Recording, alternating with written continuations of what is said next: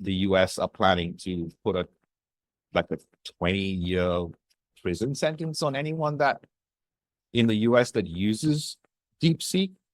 That's crazy. That's fear at the highest level. That's insane. OpenAI has been saying for all this while, including Sam Altman, actually very cockily in a lot of presentations when he has been asked, what if we don't have, $100 million to train models? What do you do?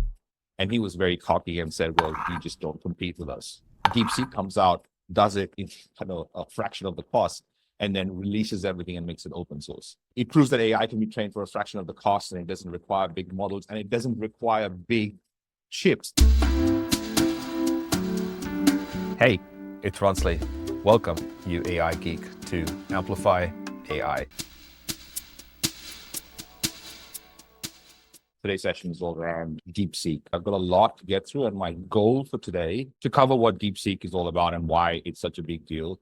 I'm going to talk about the AI model evolution, and there's been an evolution of models from the first time GPT-3 came out, and there's been a big change in how the models have been coming out and the types of models and how to prompt those models have changed as well. So I want to talk about that. I want to talk about how you can get support. I'm going to talk about 3 waves of scale, how to use DeepSeek, and I think most importantly, how to install it on your computer without using it in the web, how to not give away your privacy, how to not give away your data, how to use it without the internet, and some use cases that I think is going to be very, very valuable. So DeepSeek in particular released its reasoning model, which is the R1 model, which has created all the hype, even though DeepSeek had been out for a long time. So it's the type of model that is changed, and it's not necessarily a DeepSeek situation, but it's more about how the different types of models have changed from response to instructions to reasoning. So when GPT-3 came out, we had basic prompt response interactions sort of models. Then with the evolution of that, we wanted to get things better. So we started going after prompt engineering and specific steps. So prompts were a big deal. Everyone started buying a lot of prompt packs and trying to work on that. And now we've got to a point where we've got AI that thinks like a team member. So we have obviously evolved quite a bit in the change. I'll show you what the differences are, right? So in the basic type of prompting, when it first came out, it was basically, someone who could follow exact steps. It was just you sending a prompt and getting a response back. And a lot of our time was being spent on correcting things. So there was a lot of, this is not exactly what I want, but I'm going to spend a lot of time trying to correct the output. Then we got very specific with, telling it exactly what to do with the detailed engineering prompts, and we were getting good response, but it kind of creates this bottleneck where there's a human required in the process. And by the way, I'm not by no stretch of the imagination saying that we've gotten to a point right now where human intervention is not required, but it is closer to that than it has ever been. Okay, so in this case, there was a lot of human intervention required. And now we've got into the reasoning models where it's, you can truly scale your business intelligence. And I'm very specific about your business intelligence. So what's happening right now is people are outsourcing intelligence by finding it on the internet and then using intelligence to amplify it.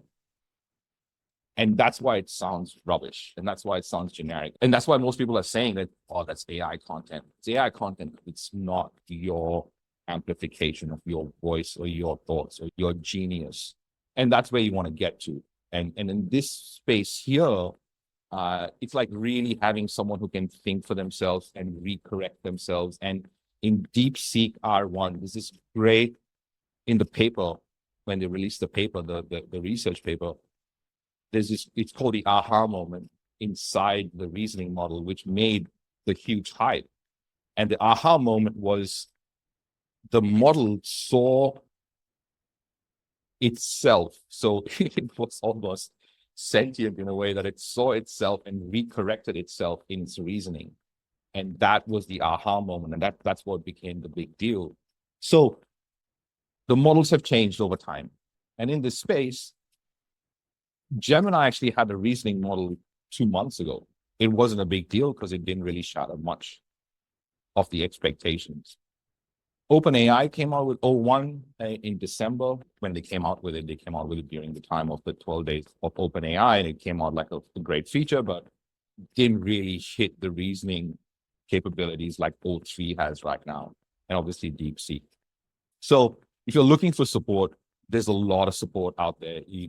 We've got the podcast, it's got over 100 episodes in there, and videos. So it's actually a video podcast. So go to the YouTube channel and find everything from prompting to how to use it in a particular instance. If you're looking, there are episodes on how to set business goals using AI, how to do a whole bunch of different things. So especially for business, go check out the podcast. Definitely get the book. If you have a business and you're looking to sort of accelerate that, on the website, you'll find all sorts of resources, including prompt packs and one-liners that will change your AI experience drastically. So go find that. amplifyais.com is that website. And then inside our school community, which a lot of you are here from, we've got a whole bunch of events coming on. It's usually the same time, my Thursday, your Wednesday, if you're in the States, or if you're in Australia, it's Thursday as well. So these are all Brisbane times that you can see here. And there's obviously a few events coming up, so go check that out. I want to talk about 3 waves of scale really quickly so we can get into the DeepSeek thing. So the 3 waves of scale, last week I ran this really great workshop on taking out what's in your head and putting it on a little framework. And I got some really good results from that. So if you want access to that, you'll find it on the Amplify AI's website under products and services. It's the AI amplification blueprint. Got some really, really good sort of results from that. And I really, really want you to check it out. So go check that out. All the resources and slides for this session will be in the school community. That's the QR code. Just go to school.com/amplifyai. There are 3 main concepts that I want you to get before we get into DeepSeek. The first is there is a gap. It's a value alignment problem. The value alignment problem is the gap in our way of expressing exactly what's in our head in words, or expressing that correctly in diagrams or whatever that is. So there's a big gap, and that's called the value alignment problem. That's most of the reason why we think AI hallucinates, is because we have this gap in expressing exactly what we want out of AI. Second concept is use AI to reduce human cognitive load. So things that take you time and energy to process, that's what you want to use AI for. Use it as an augmentation of intelligence. And the third concept is context is king and process is queen. And if you know anything about chess, you know that queen is the most important piece on the board. And while context is really, really important, and you've got to protect context with everything you have, the process is really, really important. So the tools are not as important as the processes. There's few reasons why DeepSeek has obviously made such a big impact. The first is actually more than the powerful performance, it is the affordable training costs that makes it kind of really insane. So what OpenAI has been saying for all this while, including Sam Altman, actually very cockily in a lot of presentations, when he has been asked, what if we don't have, $100 million to train models? What do you do? And he was very cocky and said, well, you just don't compete with us. And that clip actually didn't age very well. So what is really fascinating about DeepSeek is that it costs like $6 million to get the results that I suppose OpenAI took, $100 million and more to get to. And obviously they have to justify where the investment and where it goes. So what that means is, as soon as DeepSeek came out, actually, OpenAI the next day came out with O1, the reasoning model being available on the free plan. So they've also just dropped API costs by a tenth of what it used to be. So what's happening now with DeepSeek is that everyone's trying now to compete with this new kid on the block. And as a result, we are the beneficiaries because it is, it's creating more opportunity. The second most important feature is that it outperforms in a lot of instances the models that are running out of the US, which, by the way, I hear today or yesterday that the US are planning to put a 20-year prison sentence on anyone that in the US that uses DeepSeek. That's crazy. That's fear at the highest level. That's insane. I don't even know how they think this is a great idea. Like, it's intelligence. I suppose that's the only way that they're going to stop the progress of where AI is going, is put this kind of crazy fines or barricades to use it. So the third is it can be run on laptops and phones. It doesn't require that kind of high data. So I don't have an M1 stuff chip, and you might not need an M1 chip, but you got to install it to find out what kind of performance it will give you. And for me, the most important feature of DeepSeek is that it's open source. OpenAI, called OpenAI, this is American marketing at its finest. It's called OpenAI, but it's closed all the way through. We don't know anything about the model. They haven't released anything. We don't know anything about how it works. DeepSeek comes out, does it in kind of a fraction of the cost, and then releases everything and makes it open source, which is very, very powerful. So what that gives rise to is that it doesn't have to be massive to be powerful, which is where it's going, right? You see how intelligence is being commoditized and it's freely available. It's not like a myth. It's already here. It proves that AI can be trained for a fraction of the cost, and it doesn't require big models, and it doesn't require big chips. That's why NVIDIA stocks dropped. Like, I think they lost like $1 trillion and more in stocks, or got wiped off the NASDAQ, primarily because the assumption was that we required those NVIDIA chips, and only those GPU chips would be able to train the AI models. And then DeepSeek comes out and says, "No, we can do it." And it can just be used like that. And they've got a really cool way of doing it, by the way. And I don't think I'm going to get into that because it's like really out of the scope.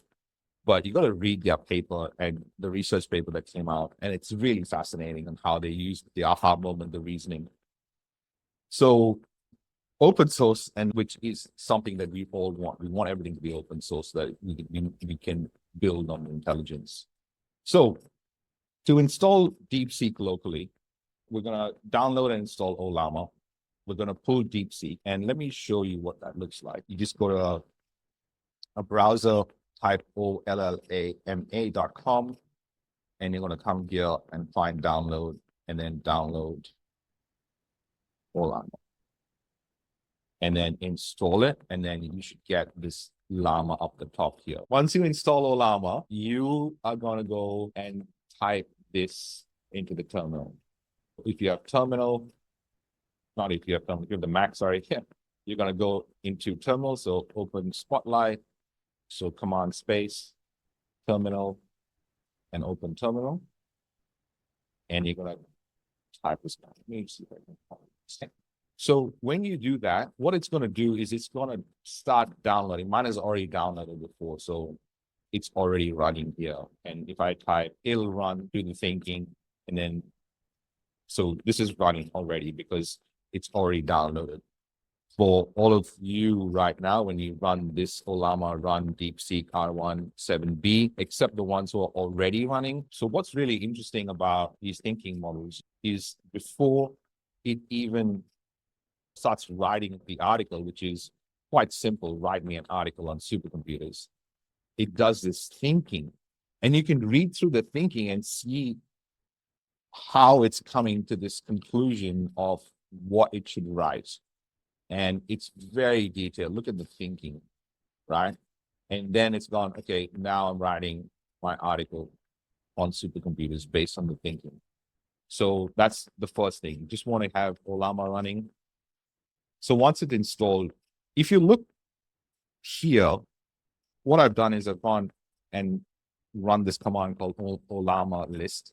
And what it's showing you is all the other models I have also installed here. So there's different models that you can run on Ollama. And there are models that you can run on Ollama, which I'll show you which they are, that are uncensored, which means you can download it on your computer, kill the internet, start running the model, which is actually called, it's this Mistral model that's here, Dalton Mistral.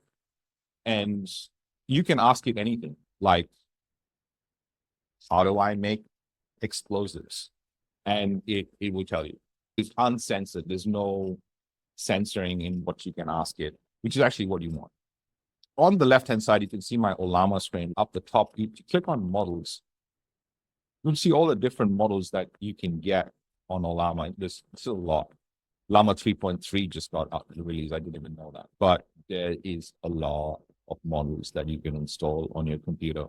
Now, if you don't have a chip or the chip that you're using does not run DeepSeek well, you can choose a smaller model. Like your Gemma 2 billion parameter model will run, I'm assuming it's a Quinn 0.5 billion model. So there are smaller models here that you could potentially install on your computer and still use without the internet and have intelligence for free on your laptop. And that's the goal. So we've got Ollama installed, which is great, which means we actually already have intelligence on the computer. And as a result of getting Ollama installed, we've then installed R1, and now we have DeepSeek available on our computer. And we've got DeepSeek, the 7B model. If you look here on the left-hand side, if you click on DeepSeek, you'll see that there's a lot of models. This is the largest model. Now, this is the top of the line. Even my computer cannot run it. And I've got an M2 with 96 GB RAM to give you an idea of the computer that's running right now. And even that won't be able to take this. So I'm running a 7B model because that's the most stable. And if it's not running great, you could use a 1.5 billion parameter model. All these things about certain elements, don't really worry about that, because if you think about how much censorship goes into OpenAI, DeepSeek doesn't even come close to that. Not even a fraction. Like OpenAI censors everything.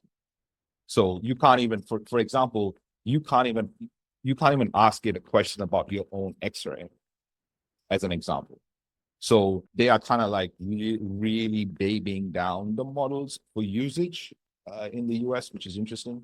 So you want to find different ways to use it, and you want to find what works. And these are all really good tests to see how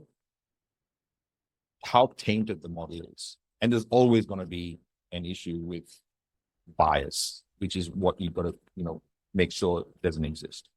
Okay, so we have this running. The next thing I want you to do is go into app.docker.com. You're going to download the Docker desktop, and you're going to pick which is yours, and then you're going to go and download and install. And once you install it, you will come and open it. Okay, so just install Docker, sign in. I think you can just use your Gmail or Google and sign in and just keep that in. Docker allows you to run an environment in a little container on your computer. So we're gonna create a small container to run Ollama as a UI on your laptop or on your computer. You don't have to really worry about what it does, other than it just creates a little container so you can have access to whatever it is you're going to install next. Okay, so once you have Docker installed, which is very straightforward, the next thing you're going to go and do is you're going to go to this website. So up the top, I put a link to Open Web UI. This is a GitHub page. Now, for those who are not technically inclined, GitHub is the place for geeks. And I've been living on GitHub for a long time. No one's even known GitHub existed, but GitHub has all repositories of everyone that has open source stuff. So one of the really cool people that have done and given this out for free is Open Web UI, which is very useful. Once you go here, you're going to scroll all the way down. Don't let any of this stuff intimidate you. If you're not technically inclined, you're just going to scroll all the way down until you come here to quick start with Docker, where you're going to go and you're going to come down here to installation with default configuration. And you're going to say this command. When you copy that command, you're going to come into your terminal and you're just going to paste that down the bottom. Mine is already running. That's why it's telling me that I have to stop the container, but my container is already running. You won't have this message that'll come up. It'll just start running. Okay. And what will happen is that in Docker, it'll say, it'll have this green and it'll be running. But again, the way to find the command is go to the GitHub page that I put up the top, and then you're going to scroll all the way down until you find quick start with Docker. You're going to copy this. If Ollama is on your computer, use this command, which is that we've got Ollama installed, we have Docker installed. So we're just going to copy this command and we're going to put that into the terminal here, and we're going to run it. As soon as you run it in Docker, you're going to get this green symbol, okay? And it'll show you that it's created this link. Now this link is a link called localhost 3000. You don't even have to type that. You go to Docker, you'll see a link here. You can just click on that. And what you have here is a UI version of Ollama. On the left-hand side up the top, you'll see the different models that I have installed. The same models are here. So I can pick whatever model I want, which is take DeepSeek. And now this, by the way, DeepSeek is not the DeepSeek that is on the website. Okay. So whatever you have here, this is the DeepSeek. So you go to chat.deepseek.com. This is the DeepSeek on the web, and you can definitely use it. It's obviously a different model, but this is everything on this, by the way. And I have the privacy statement. It's really important to know that what information we collect your information in 3 ways: information you provide, automatically collected information, and information from other sources. They're not even hiding the fact that they're taking your information or they're storing your information. They are storing your information. And they're also telling you how they're going to use the information and what they do with the information. Unlike OpenAI's privacy, which is actually written by probably a bunch of lawyers, that makes it super difficult to understand. But here, they're very clear about their model and what it does. So what we're doing here is just avoiding this whole situation. We're not actually using anything on the web. So we've gone and installed it on our computer. The great thing about installing intelligence the way we've just done this is that you have access to all this on your laptop and computer. Hey, AI Geek. Thanks for listening. Your job doesn't stop here. I want you to lend your voice to the conversation. So you can join those conversations, discussions, new trainings, new recordings, and the rest of the AI Geeks by going to aigeeks.co. Also, share this podcast with a friend, another potential AI geek. Until then, much love.